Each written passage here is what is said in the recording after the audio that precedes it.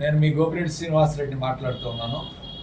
నిన్న నరసరావుపేట ఎమ్మెల్యే అరవింద్ బాబు గారు ఇచ్చిన సవాల్ని స్వీకరిస్తూ నేను ఈరోజు మధ్యాహ్నం చర్చకి సిద్ధమని చెప్పి నేను నిన్న ప్రకటన చేశాను. అందరికీ నమస్కారం. నేను మీ గోపిరెడ్డి శ్రీనివాసరెడ్డి మాట్లాడుతూ ఉన్నాను.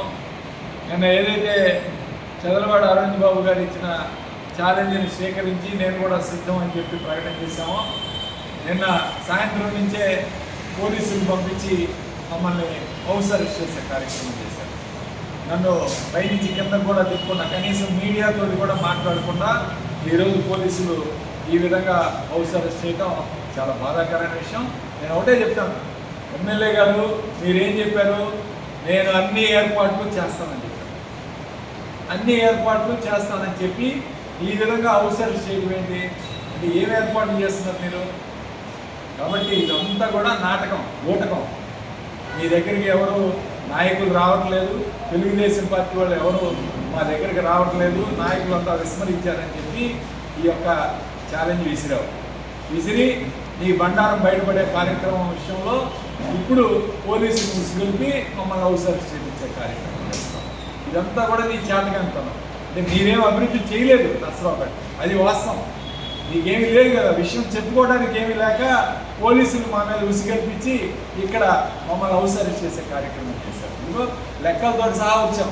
నేను ఒక్కడనే వస్తానని చెప్పాను, మా కార్యకర్తలు కూడా రాదని చెప్పాను. నేను ఒక్కడనే పోలీస్ వెహికల్లోనే వచ్చి మీకు సమాధానం చెప్పడానికి నేను అన్ని కూడా సిద్ధం చేసుకున్నాం.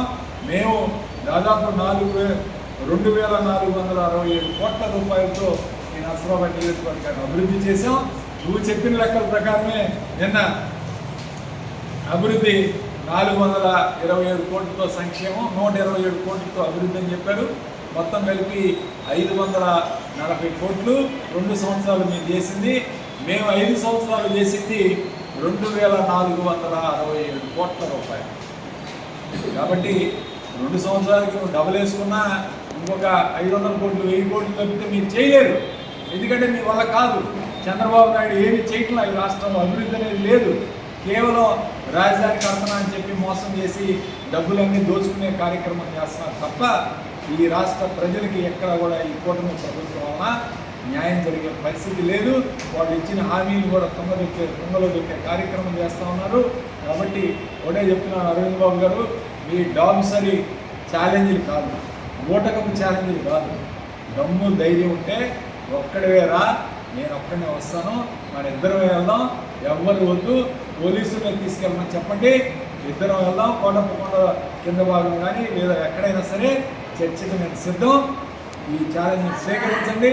మీకు చెప్పుకోవడానికి ఏమీ లేక పోలీసులు నా మీద పంపించి మమ్మల్ని హౌస్ అరెస్ట్ చేయించడం చాలా దారుణమైన అంశం.